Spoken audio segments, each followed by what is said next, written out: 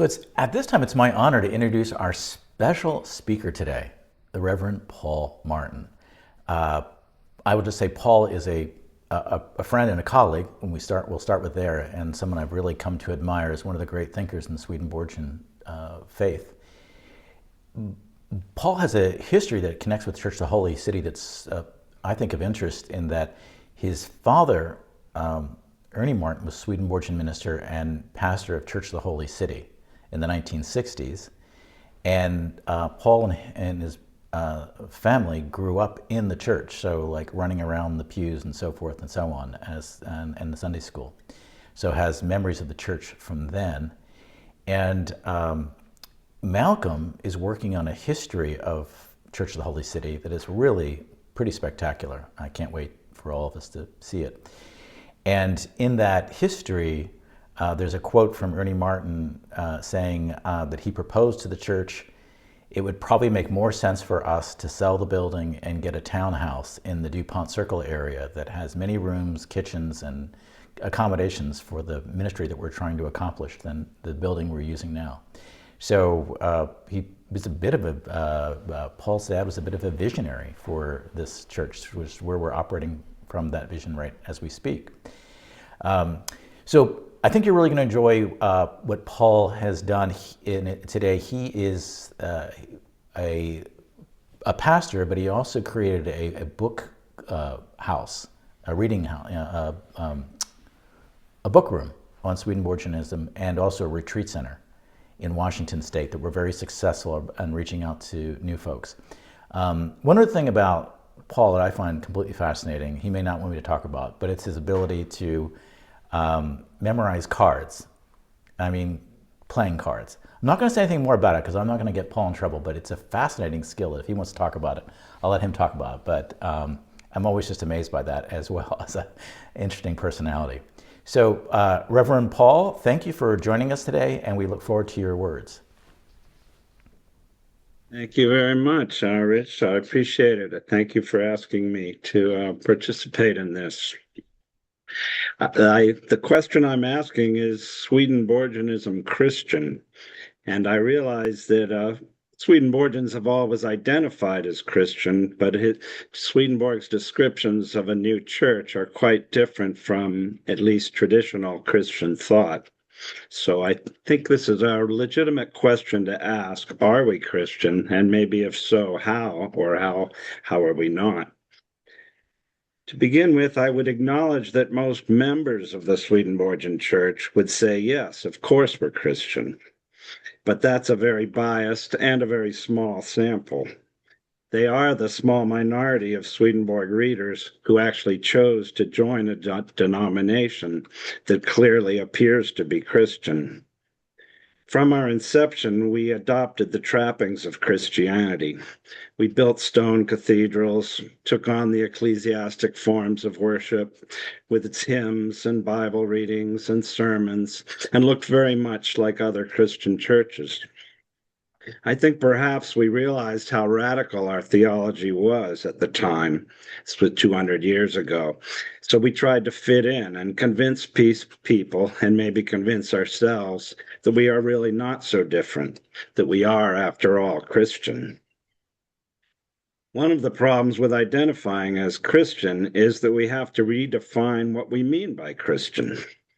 We believe in God, but not as most Christians, or maybe even most non-Christians, think of God.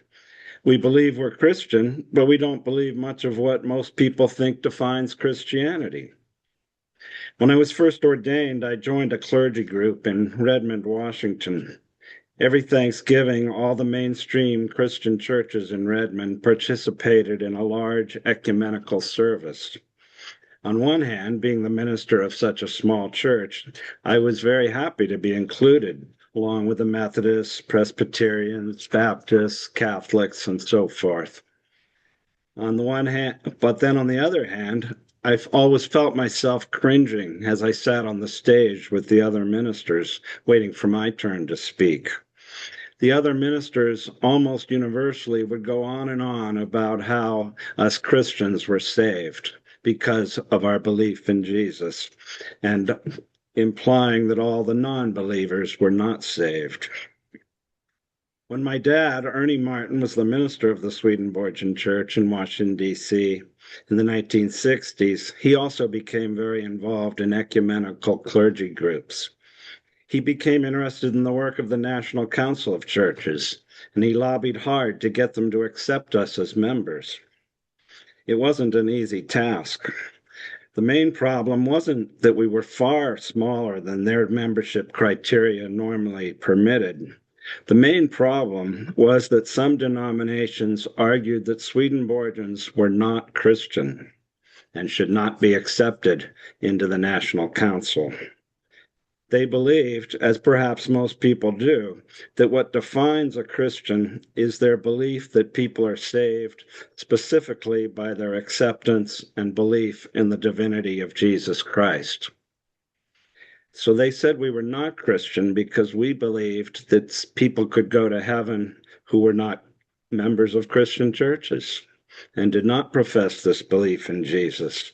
So they said on that basis, we were definitely not Christian and should not be accepted. Fortunately, we kind of won the argument and we were accepted into the National Council. So we've been members for many years ever since then. But because we believe people of all different religions can go to heaven, as I say, many people in the world, Christians and non-Christians, would right away say we are not Christian. And when we talk with people about God, or when we talk about Christianity, we always have to redefine the terms. As Rich mentioned, I ran a spiritual bookstore for 25 years. And it was kind of a new age bookstore, so it attracted both Christians and non-Christians. And many, many people would come in and tell me they don't believe in God. And I found I had to just start saying to them, well, tell me what God you don't believe in. We probably don't believe in that God either. And I think that's true of Christianity as well. They have to, if somebody says they're not a Christian or they are a Christian, you can't even really talk about the subject unless you first define what do we mean by Christianity. We have to define the terms. Or what do we really mean when we say we believe in Jesus? We tend to emphasize belief in his teachings, belief in accepting, embodying, and living a life of love and wisdom. And in this respect, I think we sound more like Buddhists than Christians. There was a Swedenborg minister back in the late 1800s, Carl Hermann Vetterling, who then started calling himself Phalangi Dasa. He published actually the first Buddhist journal in the United States. And the inaugural issue of what he called the Buddhist Ray, he edited from his cabin in the mountains above Santa Cruz, California. He said that the journal would be devoted to Buddhism in general and the Buddhism in Swedenborg in particular. The prospectus on the first page informed readers that it would set forth the teachings imparted by the Mongolian Buddhists to Emanuel Swedenborg and published by him in his mystic writings. And this Swedenborgian Buddhist minister also published a book entitled Swedenborg the Buddhist, or the Higher Swedenborgianism, Its Secrets and Tibetan Origins. And not too much later, D.T. Suzuki, perhaps at the time the best-known scholar of Zen Buddhism, wrote a book called Swedenborg, Buddha of the North. And I think it could be argued that Swedenborg's concepts of both God and self, as well as our focus on living a life of love and wisdom and usefulness, rather than such a focus on Savior through doctrinal beliefs, has more in common with Buddhism than with traditional Christianity. Now, who would answer the question whether Swedenborgians are Christians or not? As I mentioned, those who joined the church tend to identify as Christian. But what about the far greater number of people who heard about Swedenborg, perhaps read his books, but chose not to join the church? William Blake famously attended the first meeting to organize a Swedenborgian church in London about 200 years ago, over 200 years ago.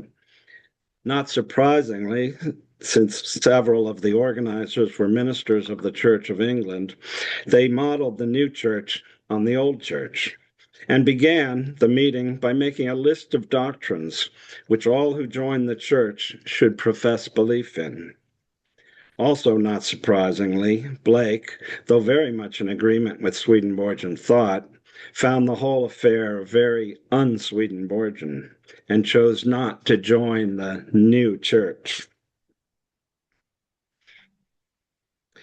There are dozens of famous people like William Blake, Emerson, the psychologist Carl Jung, many, many others who read and admired Swedenborg. We actually like to drop their names as if to give our church credibility, but almost none of these famous people chose to join the church.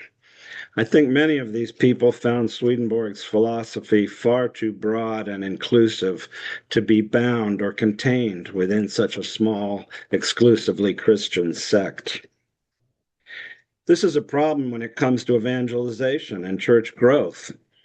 The very people who would embrace Swedenborgian concepts do not usually identify as Christian because they don't believe in much of what has been culturally defined as Christian. At the same time, most people who identify as Christian think our ideas are not really Christian enough. Our audience is non-Christian, but for almost all intents and purposes, we look and behave like a Christian church. Finally, I would ask, did Swedenborg himself see the new church as Christian? And this isn't as clear, I don't think, as it would first appear. If you look at Swedenborg's books, he wrote in very Christian terms, which isn't surprising since he was writing specifically for the Lutheran audience in Sweden and more generally for a wider Christian audience. And yet he was very, very extremely critical of the Christian church, describing in great detail how the church misunderstood God, misunderstood Christ, and misunderstood the Bible. In fact, he differed so much in basic Christian beliefs that he was accused by the church of heresy. Swedenborg wrote about a church as a state of consciousness or a relation to the divine, and of large church eras that lasted roughly 2,000 years each. He talked of the most ancient church, and then that gave way to the ancient church, and then the Israelitish church, and then the Christian church. He then went on to say that the Christian church was in a state of vastation and that it was dying. He described the new church which would take its place. He usually called it simply the new church, not meaning any one particular denomination, but he sometimes referred to it as the new Christian church. I think this may have been a mistake because I fear it contributed to the idea that it was merely an extension of the old Christian church, not fundamentally that different. It enabled us to make small tweaks in doctrinal language or beliefs and in orders of service without acknowledging that the Christian church was dying and that whatever would come next was going to be fundamentally and all-encompassingly different.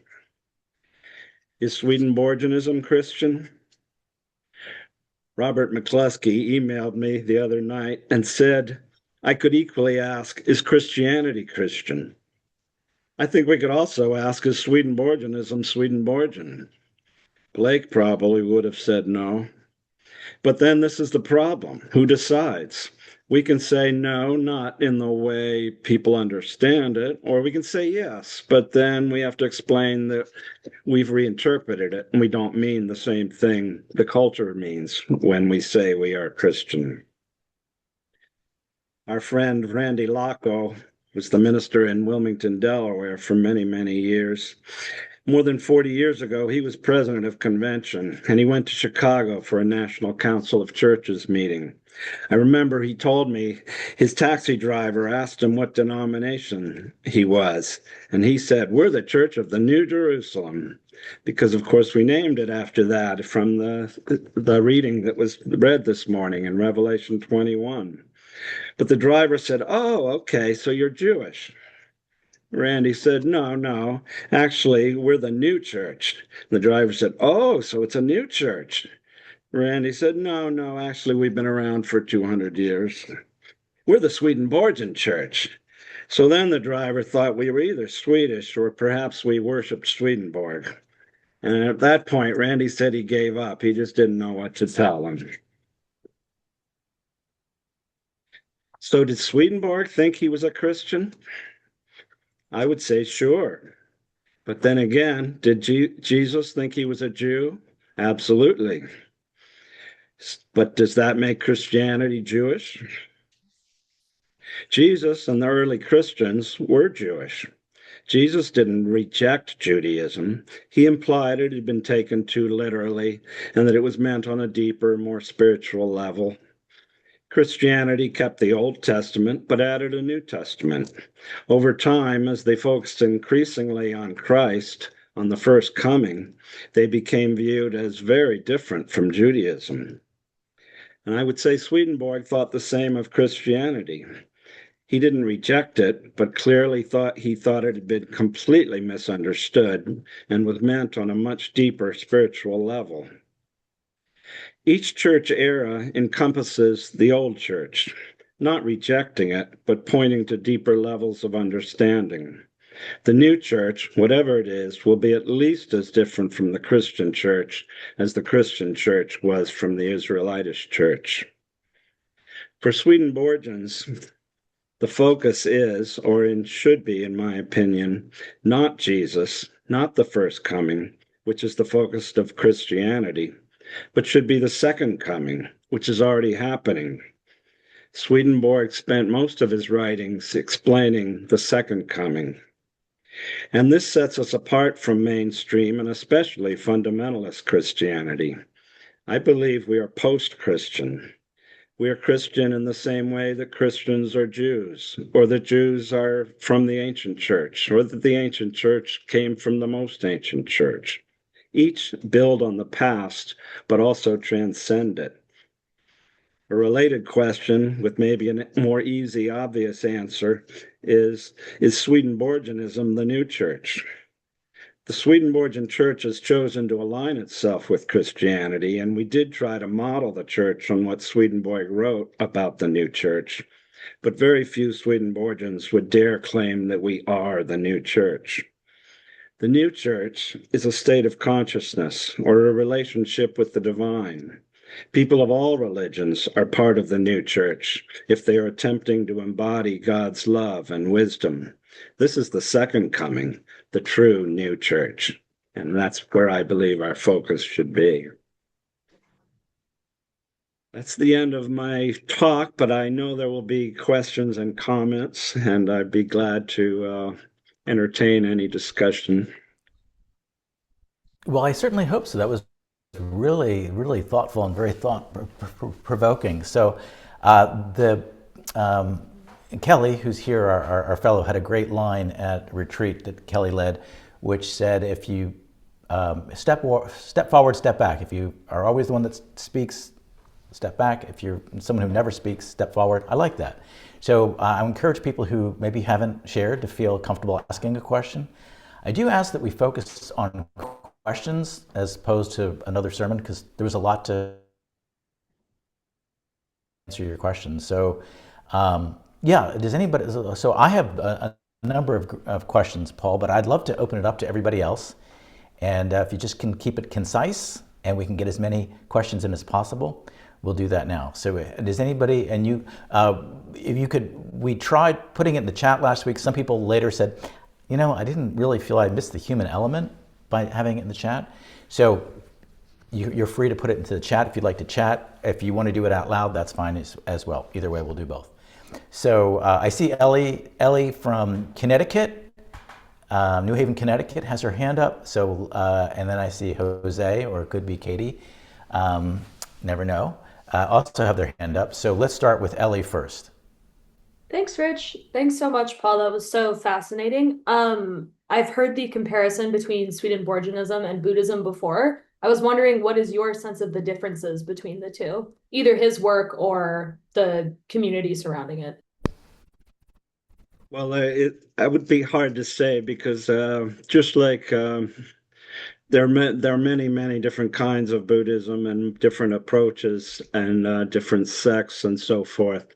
I think the main, I would say, similarity is that both focus very, very much on love and truth, or love and wisdom, and living that life of love and wisdom, as opposed to Christianity in general focuses more on doctrinal beliefs, that you believe in something in order to be a member of the church, or you believe in order to be saved. And Swedenborg obviously wrote, as I said, in very Christian terms, but he was really writing about love and wisdom. And so some of his famous books, True Christian Religion, it starts and it goes through all the Christology and Christian thinking, and basically ends at the end of the book saying, "And God is love and truth," or wisdom. And then the book, one of my favorites, Divine Love and Wisdom, is the opposite. It starts with just God, just pure love and wisdom, and then it evolves into explaining how that can be seen in Christian terms. So I think they approach things differently, but really come down to the same, I think, answer, in that we have to live a life of love and wisdom. Thank you. Jose or Katie? Thank you so much for your sermon, Paul. I really loved it. My question is about we're working on starting a youth program, and given that Swedenborgianism is such a small or niche Christian tradition, or to your point, might not always even be considered Christian or could be called post-Christian, what are some effective ways to make our church more visible and more welcoming to families and children who might not be familiar with Swedenborg or terms like Christian mysticism, which I feel like could possibly intimidate like the average Joe kind of person or sound unchristian. So I'm just wondering your thoughts on that. Sorry, that wasn't very concise. That's all right. I think to begin, it's fairly easy to focus on what you might say in Swedenborgian terms is the Trinity, and that's love and truth and usefulness. So usefulness is putting our love or our good intentions and our beliefs into practice in the world.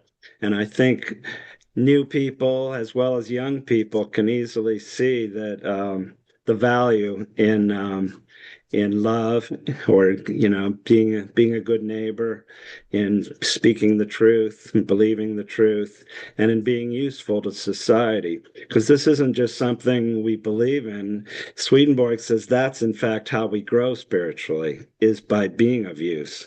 It's not just by believing the right thing or joining the right church. That when we try to become more loving, when we try to become more honest and truthful, when we try to become more useful to other people, to our friends and family and community, that's in fact how we regenerate, how we grow spiritually. So I think that can be seen by anybody from any age or from any church. And I think that's really the essence of Swedenborgianism.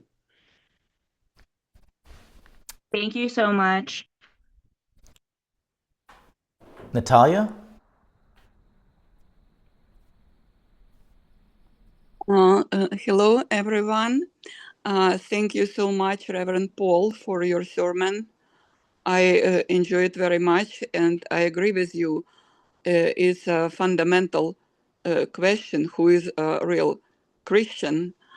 And for myself, I came to peace inside by this idea that I already shared in this community, that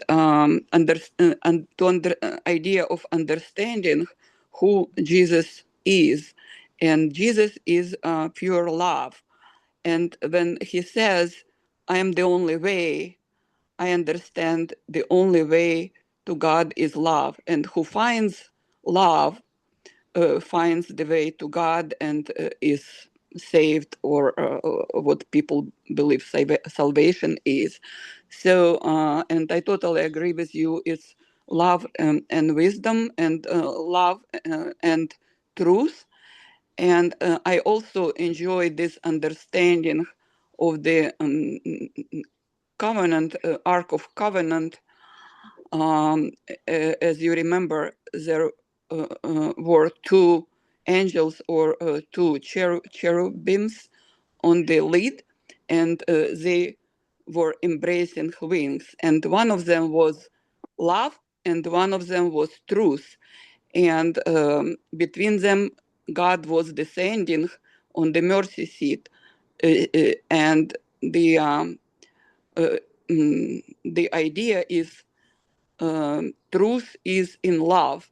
These two cherubims embracing symbolize that the whole idea of this world is love. Thank you so much. I agree with you completely. Yes. Swedenborg thought God was love, and then wisdom was how you put love into practice. For instance, you could have a great intentions, you could love somebody, but if you don't know the person, you might not know how to help them. So the wisdom would be understanding. That's when, if you can understand somebody and you have the good intent to help them, but you need the understanding to know how to help them. So then that's how you put your love and wisdom into practice or into use. Great. David, I see your hands up. Oh, yes. Did Swedenborg have an idea that all the Christian denominations will one day merge into one large spiritual belief? And say the other religions like the Easterns, that one day a spiritual awakening with them, that they'll move more towards a Christian idea? Think he thought that all the churches would become part of the new, what he called the new church, and they would not necessarily then give up their other churches, like a Buddhist would not necessarily become a Christian, but that just as we try to make the Swedenborgian Church as much a new church as we can, I think he thought the other churches would either die off or they would evolve and become more new church as well. That is, they would all embrace the ideas of love and wisdom and usefulness, and the what he called the second coming, how God is coming to us in our hearts and minds through love and wisdom. That I think he thought all the church would open to those ideas, and so then I don't think necessarily a Muslim or a Hindu or a Jewish person would say, oh, our church should become Swedenborgian or our church should become Christian. I think they would just be trying to make their own church, their own religion, more new church, as opposed to less old church. So I think he thought that's what would happen, not that there would be one denomination or one organization that would somehow take over the world, but that rather, as we evolve, as we accept more of God into our hearts and minds, as we become more loving and wise, we would make our own institutions, our own churches, our own governments more new church, more loving and helpful and wise. Excellent. Robert, I see your hands up.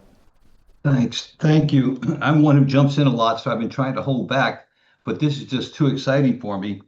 I have just a couple of things to say. In the TOEFL documents, it's related that some people came to Swedenborg and said, there are people out there calling themselves Swedenborgians.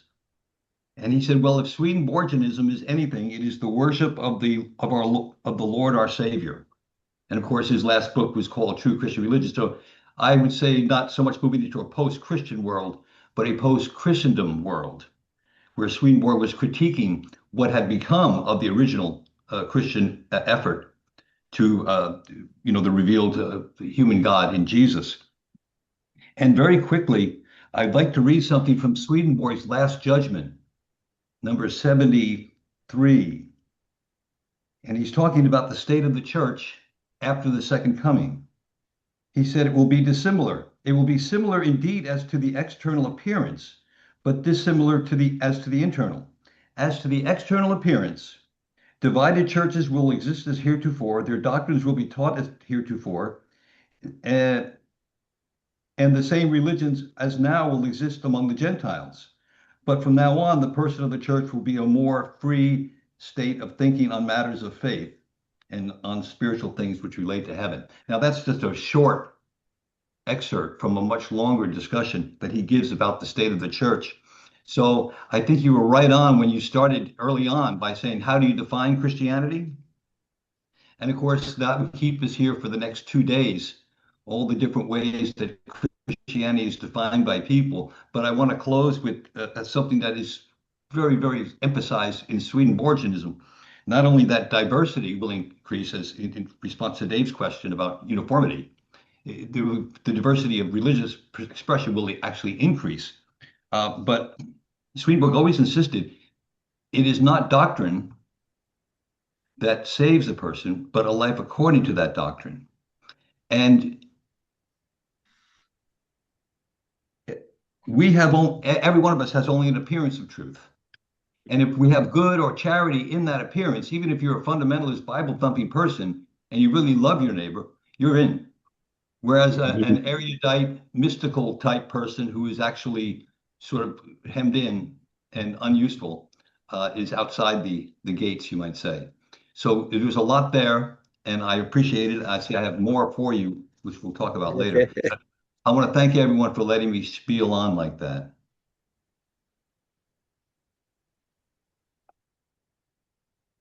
Yes, I think you're right. I mean, like he said, Swedenborg said, there will be various churches, and that's what I was saying earlier too.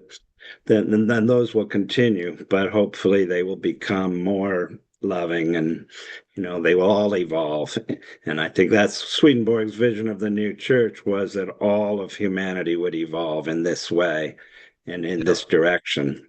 Well, again, just to be a little bit optimistic, if you look around, things are much different than they were 200 years ago. And the idea of universal love and compassion and justice for all is a lot more popular these days. So keep the faith. Yeah, some ups and but downs, some bumps along the road, but I agree. We're going in that direction. George Dole used to lament when people would say that society was going downhill. He'd say, there was no good old days. You can't go back 100 or 200 or 1,000 years ago and say everything was great then and people were so loving and wise. That they wasn't the case. Yeah.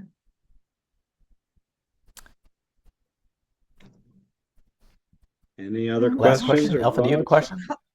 How can I get in to ask a question? Go ahead. Can Go you ahead. hear me? Ask. Okay. Yes. Yeah.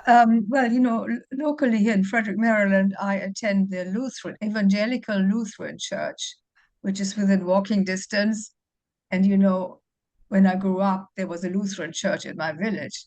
So now, of course, many things sort of rub me the wrong way. But I must agree with, Reverend Martin that they do a lot of good. They're very loving. They preach well, except that they are more attached to the word. So what I'm missing is exactly that, what Reverend Martin was talking about, the things that you don't speak about when you, for instance, we talked about the baptism of Jesus, and in the sermon it was emphasized that John he hesitated, but then he did what he was asked to baptize Jesus, and that it was. But then she explained what a grand stance that was, what a liberating, whatever. John did exactly what was asked of him, so I'd never heard that before, so that was great. But as I say, I miss because it is too attached to the literal word in the Bible. So I miss the Swedenborgian what shall I say? Help me out. Insights. The Swedenborgian, Insights in way of yeah. looking at it. Yeah. Mm-hmm. Thank you for that. So what I'm saying is it's very hard to criticize them because overall, it's all good. Yeah. And now we have a time for one last question. The message was so provocative that we have a long session today, but we're going to give the last question to Reverend Glenn in Michigan. I just want to say very briefly that in 1979, my wife Dory and I married. And during our wedding ceremony, we had the congregation sing, "They'll know we are Christians by our love." Hearing the song today was a delight, but then hearing that connection with your words today, Paul, brought me a great deal of hope and a lot of joy. So thank you. Mm-hmm. Thank you. I think I like that song too, but I think you could, and it's good that we want to show people how Christian we are by being loving and useful. But then you would also think that Muslims might sing, they will know we're Muslim by our love, or Jewish people would say they'll know we're Jews by our love. You would hope that every church would be able to sing a song like that and want to show the world how loving they are. Well, I think that's a good note to end on. That, in summary, live a life of love, be useful in the world with it, and have a little grace for the various doctrines or beliefs that people have. It's much less important and much more important what you do. And I think you've really brought that home for us today, Paul. So thank you so much for your message. Clearly, by the number of questions, it was very provoking, thought-provoking, and I appreciate the questions this week. People were very focused, and we got a lot of them in, so that was great as well.